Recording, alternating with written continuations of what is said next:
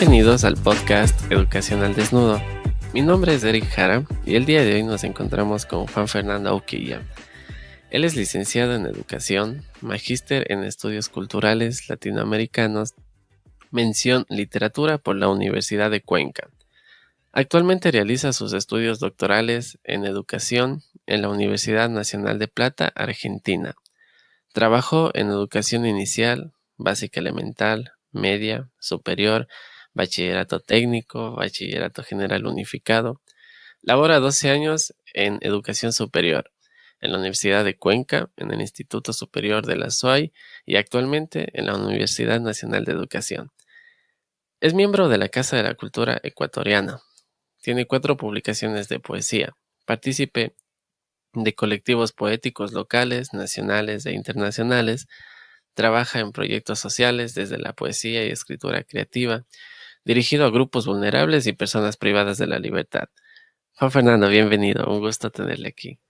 Muchas gracias, Eric. Es un gusto para mí también compartir con ustedes este espacio y compartir también lo que la vida, el conocimiento, la experiencia, el contexto nos ha permitido alcanzar y ponerlo a disposición de los demás. Muchas gracias. Como usted sabe, pues este proyecto va inspirado para construir un conjunto de conocimientos también, de empatía entre las personas, los profesores, los estudiantes desde sus perspectivas, ¿no? Ujú. No sé qué tal le parece a usted todo este proyecto. Yo creo que todos los proyectos que se van presentando poco a poco en diferentes escenarios, sobre todo en el educativo, hacen que se potencie la reflexión y Ujú. por ende las acciones. Entonces, me parece que estos proyectos son interesantes, son agradables y como dirían muchas personas, son lindos, ¿no? Porque nos permiten Claro. conocer a otras personas, nos permiten saber qué es lo que piensan las otras personas y la palabra clave de esto, volvernos empáticos, colocarnos en el lugar de la otra persona para saber qué es lo que está pasando en ese contexto. Ujú. ¿Y cree que hace falta tal vez un poquito de empatía en el sistema educativo? Definitivamente sí. Definitivamente yo creo que la empatía, no solo en el sistema educativo, la empatía a nivel humano nos hace bastante falta. Y prueba de ello es esta época, el momento histórico, político, geográfico, humano que estamos atravesando. La empatía parece ser que solo es un enunciado, un concepto, pero que no se lo lleva a la práctica o que estamos llevando a la práctica desde los intereses individuales de determinadas personas y no hay una conversación, un camino de doble vía, por lo tanto parecería que la empatía se queda solo en el discurso y no en las acciones, en el ponerse en el lugar del otro.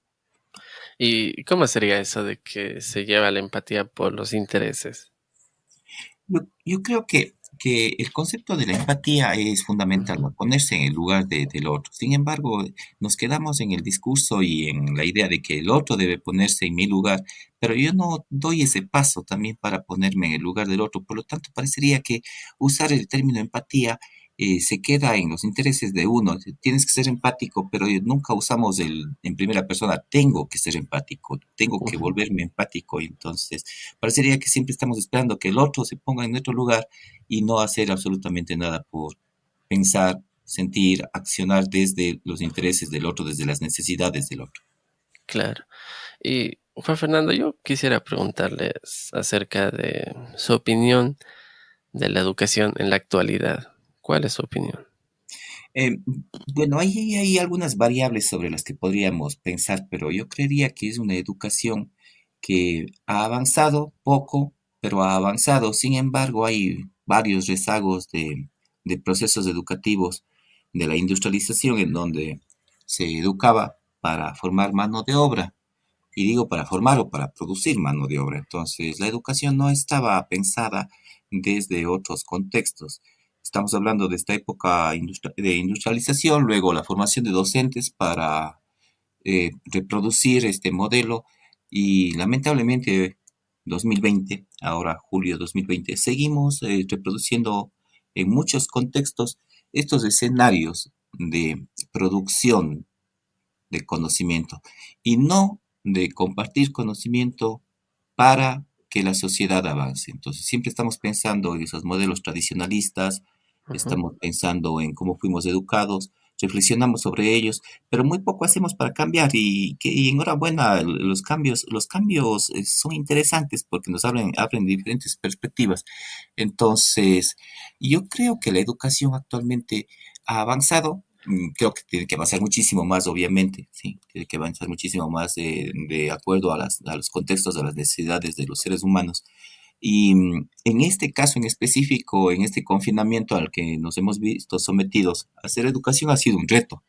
Ujú. Entonces, por ventaja, la tecnología nos ha ayudado mucho. Sin embargo, siempre habrá que pensar que no todos tienen las mismas posibilidades de acceso tecnológicos y ahí hay un problema que nosotros debemos reflexionar, nosotros como docentes, las autoridades, quienes están al frente de las políticas estatales educativas públicas, etcétera, deben reflexionar que no todos tienen los mismos accesos a la tecnología. Por lo tanto, Claro. si bien es un aliado súper interesante, habrá que pensar cómo democratizar ese acceso a la tecnología. Ujú. Y bueno, tal vez la educación ha perdido su visión. Y yo creo que la educación como tal siempre ha tenido un propósito, ¿no? Educar eh, Ya. a la sociedad.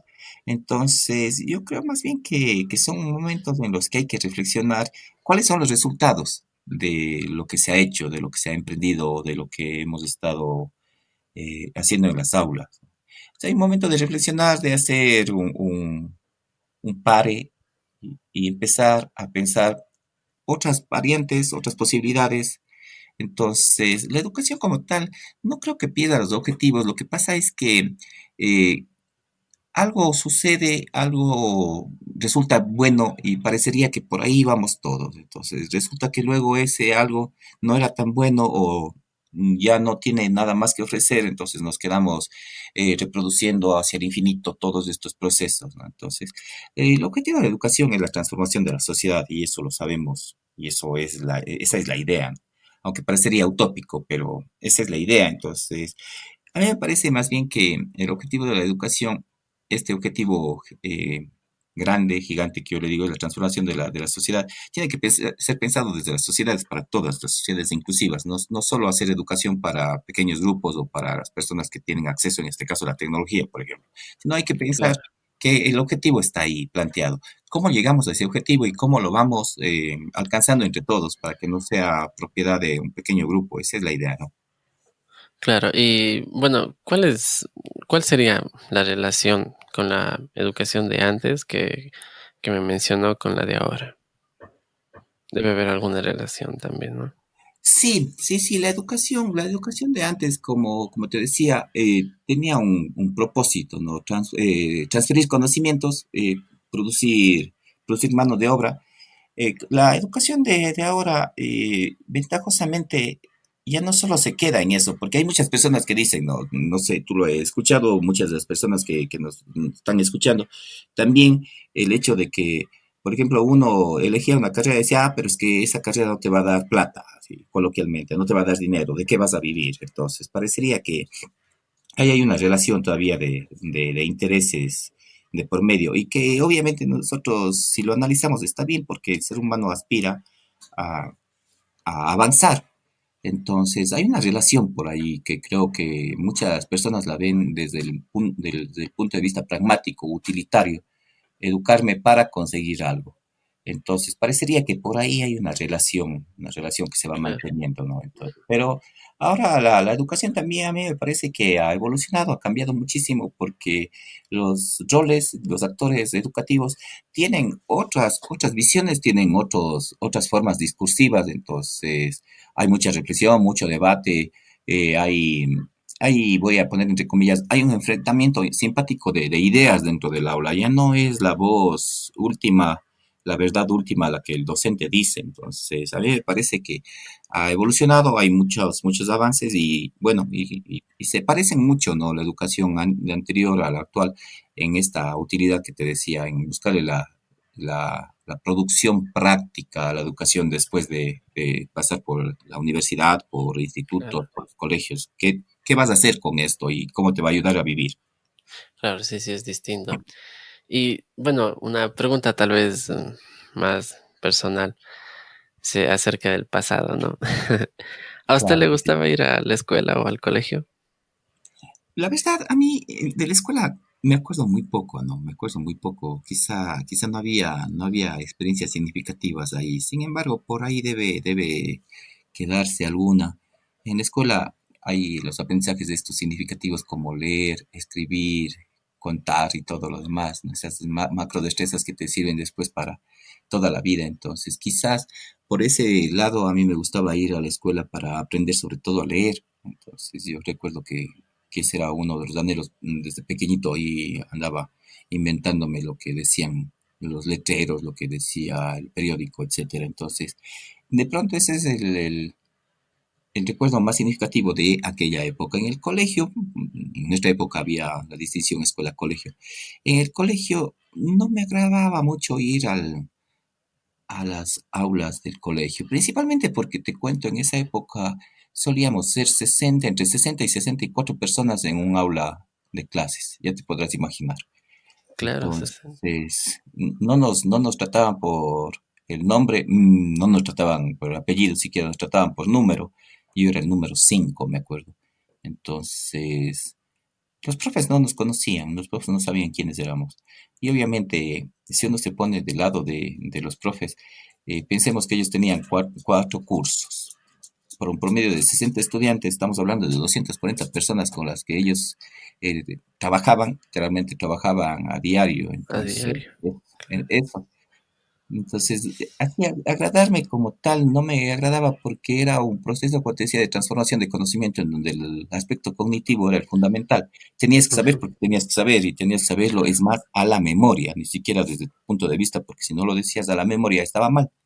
Claro.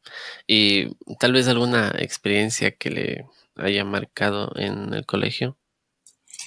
Bueno, no sé, ahí te voy a hacer una repregunta, ¿una experiencia positiva o negativa? Yo creo que la más significativa para usted, Sí, porque tal vez de una positiva se aprendió más o de una negativa también. Creo sí, que sí, sí, iría sí. más a eso. Te voy a contar dos experiencias, una negativa que la considero negativa y quizá otra una positiva, ¿no? Por favor. Resulta, verás, si yo estudié en un colegio de corte católico, si se podría plantear así la idea, ¿no? Entonces, para entrar y salir de clases había que rezar. Bueno, yo no estoy diciendo que esté bien o que esté mal, simplemente les estoy contando qué es lo que pasaba. Pero había que hacer la oración, todo esto a manera coral, es decir, toditos teníamos que repetir al mismo tiempo y con una entonación para que el profesor o la persona que estaba encargada de la primera hora y de la última hora nos dejara salir. Si no estaba bien, no podíamos empezar las horas de clase y si no estaba bien, no podíamos salir. Entonces, ya te puedes Ujú. imaginar sobre todo la hora de salida, ¿no? Todos así concentraditos para que nos dejen salir. ¿Qué es lo que Claro, pasaba ahí? Un día hacíamos la hora el momento, más bien, el momento del rezo para acabar la hora de clase de un día y entonces, oye, yo no seguí el tema coral, es decir, que toditos al mismo tiempo y todos haciendo énfasis y todo lo demás, ¿no? Entonces yo lo hice, pero lo hice a mi manera, o sea, sin falta de respeto, sin nada, entonces, porque ese era el contexto en el que me educaba. Y resulta que no me dejaron salir solo a mí y me mandaron a traer representante. Yo no sabía qué pasaba, yo no sabía qué pasaba. Y mi mami en ese tiempo fue al siguiente día a ver qué es lo que había sucedido y el profesor le dijo que yo he faltado al respeto, que estoy faltando al respeto a la religión, al objetivo mismo de la institución. Entonces yo no sabía de qué hablaba y entonces mi mami le pregunta, bueno, ¿y qué hizo? Y le comenta que no es rezado como los otros. Imagínate eso, ¿no? Entonces, claro, en claro, esa época los profesores tenían toda la razón del mundo, no esperaba menos que mi madre se haga a la idea y se alinee a la posición de la institución y obviamente eso sucedió, me llamaron la atención, fue todo un momento significativo de mala manera porque me dejó la sensación de que tú no puedes salirte de la línea, incluso salirte de la línea para hacer otras cosas que aparentemente están bien o que definitivamente están bien. O sea, las cosas que yo estaba haciendo no estaban en contra para nada de lo Ujú. que estaba estipulado. Pero fíjate que fue un momento así como que yo me quedé pensando, bueno, a través de esto, no debería haber tenido 13 años, 13, 14 años, no pude haber tenido más. Y entonces, resulta que ahí empezó significativamente el proceso de reflexión de cómo la religión incide en los seres humanos y en la sociedad. Entonces, este mismo hecho significó que obviamente sea un aspecto negativo, Claro, obviamente fue negativo, pero al mismo tiempo me invitó a reflexionar sobre qué es lo que está pasando con la conciencia crítica, con el nivel individual del estudiante y todo en relación con la religión. Entonces me claro. quedo pensando, y hasta ahora yo siempre que recuerdo ese evento, me quedo pensando qué es lo que pasa a partir de las ideas de la religiosidad, que yo no estoy en contra, no es el tema de esta conversación, pero sí nos permite reflexionar qué es lo que estamos haciendo bajo estas ideas. Eso, y de ahí en el colegio me gustaba mucho, mucho, mucho. Había unos espacios de lo que diría ahora Maffesoli, unos no lugares, ¿no? Unos lugares que nos pertenecían a todos. Y Ujú. eso, y uno de ellos era el lugar de juegos. Había muchas mesas de ping-pong, muchas mesas de futbolín, había juegos de mesa, había ajedrez, había damas chinas, había muchísimas cosas, entonces a mí me agradaba esa parte. Fíjate, ahí había mucha gente que nos reuníamos desde el plano lúdico, ¿no? O sea, el juego, el compartir. A mí me parecía que ese escenario era muy, muy interesante del colegio, muy, muy agradable. Entonces, entonces era el espacio que más personas atraía y más público tenía siempre.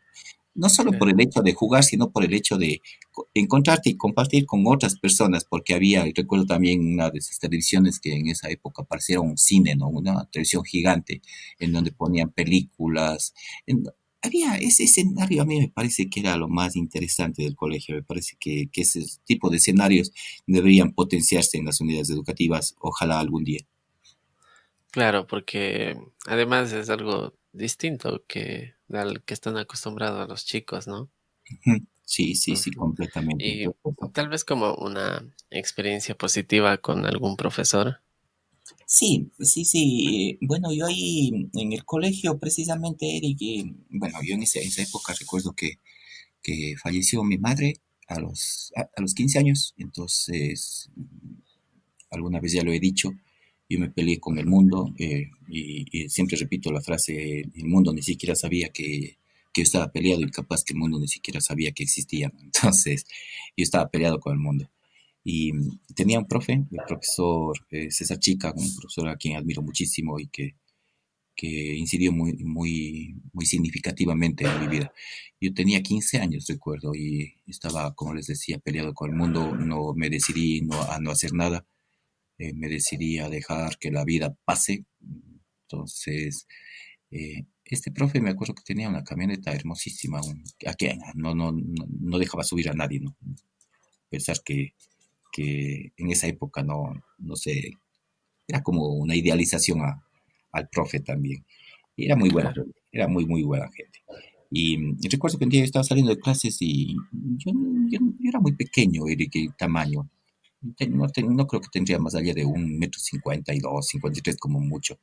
Me decían de apodo enano, ¿no? Obviamente. Entonces yo estaba yendo a casa después de estar en el colegio, o sea, de permanecer ahí en el colegio y recuerdo que justo iba caminando y el profe detuvo la marcha del carro, al que todos nosotros ahí lo contemplábamos siempre ese carro y entonces me dijo, enano, súbete. Yo me quedé así, o sea, ¿qué pasa aquí? Y me dio una lección de vida a través de un diálogo, de una conversación que eso ha significado muchísimo para mí, muchísimo, porque él dejó el lado cognitivo, el lado de formar a los estudiantes y conversó desde el lado humano conmigo. Entonces, yo lo recuerdo con cariño, con mucho respeto y recuerdo ese momento porque quizá ese momento fue el que eh, me hizo que reflexione, que recapacite qué es lo que estaba haciendo con mi vida y retomé de alguna manera este proceso y seguí estudiando, ¿no? Y seguí adelante, pues, porque si no había, yo creo que si no había ese evento significativo, las cosas no se hubiesen dado de esta manera, se hubiesen dado de otra. Quizá estaríamos conversando de otros temas. Claro, y bueno, ahora, pues ya en sí en el presente, pues esta experiencia, ¿qué ha causado en realidad en usted? Ahora lo recuerda, tal vez toma fuerza de dicho consejo, o cómo es Sí, esa, sí, a mí me parece que esta experiencia de vida, que yo le llamo una experiencia de vida, me ha servido para no replicarla indiscriminadamente, ¿no? Pero sí para darme cuenta que uno se encuentra con seres humanos. A diario en la labor docente uno se encuentra con seres humanos y estos seres humanos tienen su propia realidad, tienen sus propios problemas, tienen sus propios anhelos, tienen su propia historia, ¿no? Entonces, a mí me parece que esa experiencia de alguna manera hace que yo la recuerde y que vea al ser humano en el otro ser humano algo que tengo que aprender, algo que tengo que acercarme, algo que tengo que conversar para que esa otra persona eh, sienta que hay otros seres humanos que se interesan por él. Entonces, justo estos días conversaba con compañeros, con compañeras, así de manera virtual, que esta sociedad es altamente egoísta, tiene un alto nivel de criticidad hacia el otro. ¿Sí? No hay unos procesos de autocriticidad, ¿no? Entonces, siempre la crítica, las reflexiones están en función de lo que los otros hacen. Y entonces, a mí me parece que ese evento con el profe César Chica fue fundamental porque me enseñó a que debo pensar en la otra persona, no solo desde lo que yo soy. claro. Bueno, usted ya tiene algunos años de experiencia ahí en el ámbito educativo y le ha tocado tal vez ya sentirse en el papel de profesor, ¿no? Y tal vez no hacer lo mismo que hizo su profe, pero algo parecido. Sí, sí, sí, sin duda. Te cuento una experiencia ya como docente, una experiencia profesional de hace unos 2 años o 3 años atrás. Ya, Yo estaba trabajando en el Instituto Tecnológico de la SUAY, Instituto Superior, en donde aprendí muchísimo y yo agradezco muchísimo ese espacio de aprendizaje y estuve alrededor de un año y medio por ahí. Resulta que ahí había que presentar exámenes finales, ¿sí? El instituto tenía su modelo de evaluación y había que presentar exámenes finales desde componentes de base estructurada. Entonces se dedicaba a preparar esos instrumentos también dentro de su planificación y los ejecutaba y había que evaluar cuál es la pertinencia, el impacto y todo lo demás. Era un ejercicio, creo, porque el instituto sigue. Es es un ejercicio bastante interesante para de lo cognitivo pasar a lo formativo. Entonces, bueno, ya te puedes imaginar la preparación de todos estos instrumentos y todo lo demás. Pero un día no llegó una estudiante, que era una estudiante bastante dedicada, mm, estudiante brillante, ¿no? No llegó a dar el examen final, lo que implicaba que yo debía preparar otro instrumento de evaluación de base estructurada. Entonces a mí me llamó la atención y, y tenía que prepararlo, lo presenté, lo aprobaron y luego al siguiente día la estudiante vino, hizo la solicitud y obviamente había que recetar ese examen, ¿no? Esa evaluación. Entonces, yo la verdad llegué ese día, le presenté la evaluación al estudiante y le pregunté que por qué no había llegado el día este de la evaluación entre todos. Y a mí me contestó de una manera que a mí sí me impactó. Dice, profe, lo que pasa es que tuve un problema, una complicación médica.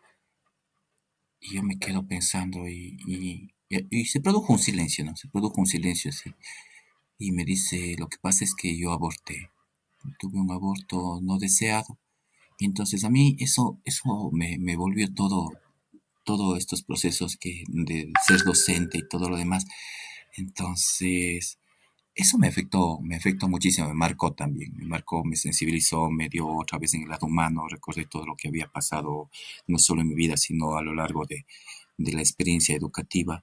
Y yo recuerdo que ese momento fue muy impactante porque yo esperaba cualquier tipo de respuesta, porque ese evento de esta estudiante que, como les digo, muy, muy dedicada, muy buena persona, había sido 3 días atrás.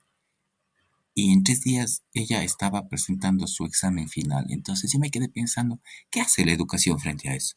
¿Qué estamos haciendo como educadores frente a eso? ¿Sabemos la realidad realmente de nuestros estudiantes, de los estudiantes, de las personas que comparten con nosotros las aulas? Entonces, a mí me parece que, por eso te decía del lado empático, ¿no? Quizá hay que aprender a formular preguntas, hay que aprender a entender la realidad de la otra persona, a buscar información, qué es lo que está pasando con la otra persona. Uno dirá, pero profe, en su caso, por ejemplo, eran 60 en el curso y un profesor con 4 cursos, 240 realidades. En el mejor de los escenarios, utópicamente y romantizando el asunto, parecería que sí, pero uno como ser humano sabe identificar momentos, personas que necesitan de un espaldarazo, de estar ahí, ¿no? Entonces, yo creo que eso ha marcado muchísimo el lado humano de mi trabajo profesional. Claro, y en esta ocasión, ¿cómo actuó usted, no? ¿Cómo fue? O sea, no se explica su reacción, ¿no? Pero me gustaría Claro. saber bastante cómo actuó y ahora ya pues en el presente, supongo que usted también ha recordado muchas veces esto, ¿no? Que Ujú. no es algo que se olvida fácilmente y a veces uno piensa y dice, ¿cómo me hubiese gustado actuar de esta manera, ¿no? ¿Cómo fue eso? Claro. Claro, yo creo que más allá de que si el estudiante era buena o mala en su trabajo académico, yo creo que estaba ese momento el lado humano, ¿no? A mí me parece que el instrumento de evaluación en ese momento queda por fuera, o sea, ya el hecho mismo de encontrar a una persona que se esfuerza por seguir sus estudios, que estaba ya a punto de egresar porque eran ya los últimos exámenes. Entonces, a mí me parece que era una lección más bien al profe, ¿sí? Una lección aplicada al profe, a ver, como tú dices, qué hacer ahí. Pues nada, yo creo que a mí en ese momento lo único que se me ocurrió y lo que hice fue asignar la nota máxima, ¿no? Porque lo que yo estaba recibiendo era una lección para mí, una lección de vida frente a las necesidades y a la realidad de la otra persona. Y así no hubiese sido una excelente estudiante desde el lado cognitivo, era un ser humano que estaba ahí al frente contándote su realidad, contándote lo que estaba pasando. Y claro, el otro día también, justo esta semana, alguien decía, lo que pasa, profe, es que los estudiantes, en una conversación así mismo de colegas, ¿no? Decía, lo que pasa, profe, es que los estudiantes buscan notas porque el sistema está diseñado de esa manera. Si no alcanzas una nota, no puedes ser promovido al siguiente nivel o no puedes culminar con tus estudios. Entonces, yo creo que obviamente la realidad de este estudiante en particular era, si no presento este examen, yo no puedo egresar, no puedo graduarme con mis compañeros. Y no, en ese momento lo que se me ocurrió fue asignarle la nota máxima. Y creo que lo que se me ocurrió es lo justo, ¿no? Porque una nota no es el reflejo de lo que tú eres como ser humano. Es circunstancial nada más. Claro, no podemos evaluar sistemáticamente una realidad de un Ujú. estudiante, ¿no? Correcto. Es imposible, inhumano también. Y más o menos para ya ir cerrando, ¿usted qué piensa sobre este sistema, ¿no? Que también ha conversado sobre que el estudiante tiene que cumplir su nota. O sea, es una realidad que hasta el día de hoy se da, que muy difícil de calificarla buena o mala, ¿no? Ujú. ¿Cómo le ve a usted ese punto del sistema? A ver, yo ahí creo que hay que volver a pensar, reimaginarnos y repensarnos.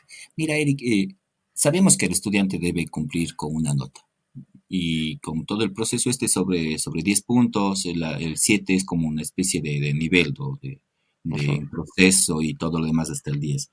Y sabemos que así está diseñado y bueno, yo creo que ahí eso es lo que tenemos. Sin embargo, siempre está el asunto en el estudiante. El estudiante, coloquialmente usamos, el estudiante debe sacar mínimo 7, el estudiante debe sacar buenas notas, el estudiante no puede sacar malas notas. Entonces uno se queda pensando y dice, bueno, esa es la realidad y los estudiantes también se han acostumbrado a esta idea que debo sacar notas, debo sacar notas. Pero la pregunta es, ¿qué estamos haciendo nosotros como docentes para propiciar escenarios para que ese estudiante se motive y que sea calificado? Porque así nos toca calificar, ¿no es cierto? Cuantitativamente sus trabajos, etcétera. Ujú, A mí me parece que también ahí lo que necesitamos muchísimo es reforzar los procesos de autoevaluación, de coevaluación, de heteroevaluación, es decir, de autoevaluación, bueno, ¿qué aprendí yo? ¿Cómo lo hice? ¿Cumplí con mis expectativas, con los objetivos que planteé para este trabajo, para esta investigación individual o colectiva? ¿Lo hice de manera organizada, etcétera, ¿no? En todo lo que uno puede pensar desde la autoevaluación y desde esa misma autoevaluación partir a la coevaluación y a la heteroevaluación, porque los docentes a veces nos quedamos mucho en que es que el estudiante debe sacar las notas. Sí, pero tú como docente, ¿qué estás haciendo para que ese estudiante, entre comillas, saque las notas, llegue a sus aprendizajes y que sean calificados cuantitativamente? Entonces, yo creo que ahí necesitamos muchos procesos, como te decía, de verle a la evaluación como que la evaluación como un proceso sistemático, y también desde los ámbitos formativos y no solo desde lo ujú, sumativo. Porque a veces claro, dejamos, estamos ya, qué sé yo, en nuestro caso, estamos cerca de que la unidad didáctica concluya, entonces estamos pensando, ¿y ahora qué lección tomo? ¿Y ahora qué trabajo hago? Justo la semana última de la planificación de unidad didáctica, ¿no? Entonces estamos pensando en la planificación. Aquí en esta semana voy a poner los procesos de evaluación, pero ir a 5 semanas anteriores, o sea, no hay una evaluación sistemática, formativa, procesual. Entonces, a mí me parece que ahí hay cosas interesantes. Y cuando uno aplica estas estrategias, estas herramientas de autoevaluación, coevaluación y estas estrategias de ir convirtiendo a la evaluación como un proceso sistemático, formativo, es súper interesante porque el estudiante sabe qué es lo que está sucediendo y que obviamente será evaluado y de manera significativa para él, porque claro. conoce cuáles son sus progresos, qué es lo que ha sucedido durante, qué sé yo, un proyecto, durante trabajos, durante investigaciones, etcétera. Entonces a mí me parece que no hay que dejarle solo en la idea de que el estudiante tiene que sacar las notas. Nosotros como docentes, ¿qué estamos haciendo para que ese estudiante, comillas, saque las notas? O sea, ¿qué actividades estoy planteando? ¿Cuán significativas son? ¿Cuán contextualizadas? Eh, ¿Les llama la atención? ¿No les llama la atención? Entonces, yo creo que en ese momento la evaluación pasa a ser un elemento más del proceso educativo, pero no es el elemento fundamental del proceso educativo.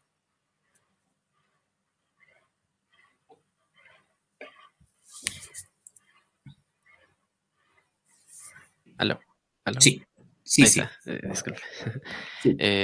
Bueno, ahí ya le corto yo esa pastecita, disculpa. No, No, no vi no. que estaba. Ya. Entonces, podríamos decir que si es que la evaluación no se da, el sistema cae. Yo creo que el sistema, no solo en la evaluación, perdón, no solo en la educación, todo el sistema está pensado desde la evaluación, ¿no? Entonces, Ujú, hay los términos de referencia, hay metas, hay objetivos, hay indicadores de logro y todo. Yo creo que no se trata de invisibilizar a la evaluación, no se trata de eso, yo no voy por ahí.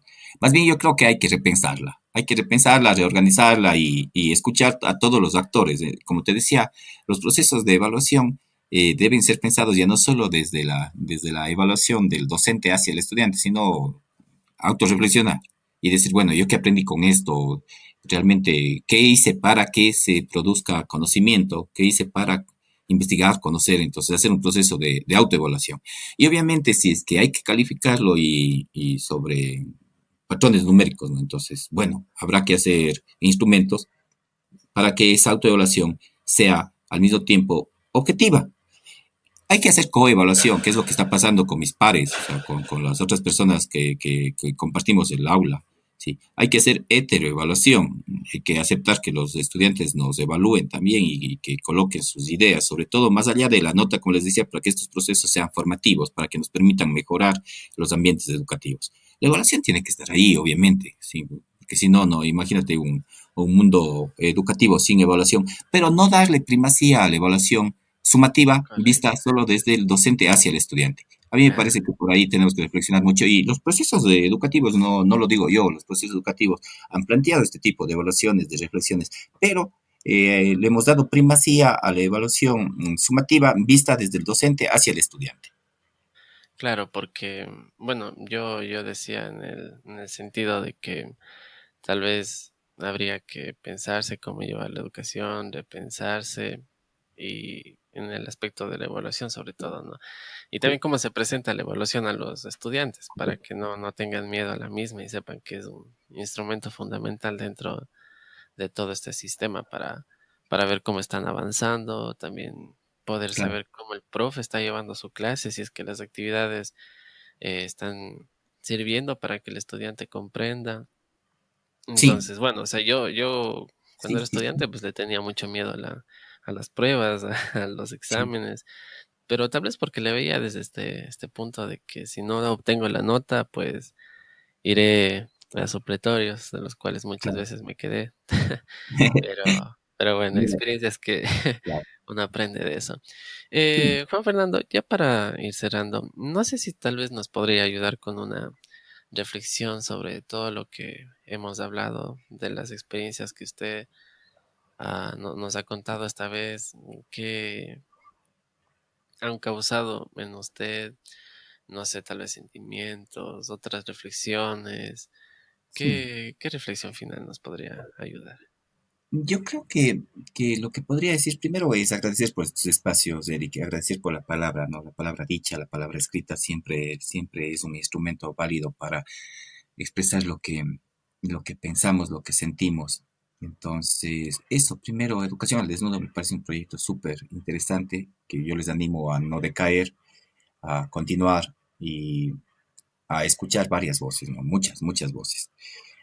Y luego yo pienso que como para ir cerrando este momento, estos minutos que hemos tenido y que son muy, muy, muy agradables, yo pienso que la educación es un proceso humano.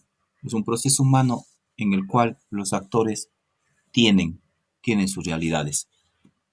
Eh, Pienso también que la educación, como les he dicho, ha avanzado y tendrá que seguir avanzando. El objetivo es la transformación social, pero hay que ir haciendo procesos de reflexión. ¿Qué estoy haciendo yo para que ese objetivo de transformación social se vaya cumpliendo? ¿Cuál ha sido mi aporte para que esa realidad en la que yo estoy inmerso, esa realidad de hogar, barrio, ciudad, etcétera, vaya transformando para mejor? Entonces, yo les invito a pensar, a reflexionar, pero sobre todo a generar acciones, a accionar esto, ¿no? Para que no se quede también solo en el discurso, y parecería que es un discurso muy bien elaborado de todas las personas que hacemos educación, pero que en la práctica, en las acciones, no se ve reflejado y los estudiantes lo ven como una carga más, como les decía, como tú mismo señalabas al inicio.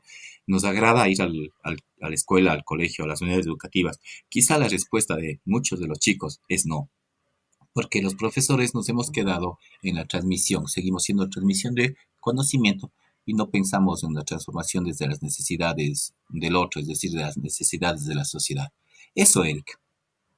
Muchas gracias, Juan Fernando. Realmente a mí me ha ayudado también bastante, pues son experiencias que se contagian, reflexiones que se contagian para ya en la práctica saber cómo llevarse con los chicos, también con las situaciones. A mí también me traía muchos recuerdos de cuando estaba en el colegio, también me había pasado algo parecido de esto de la formación.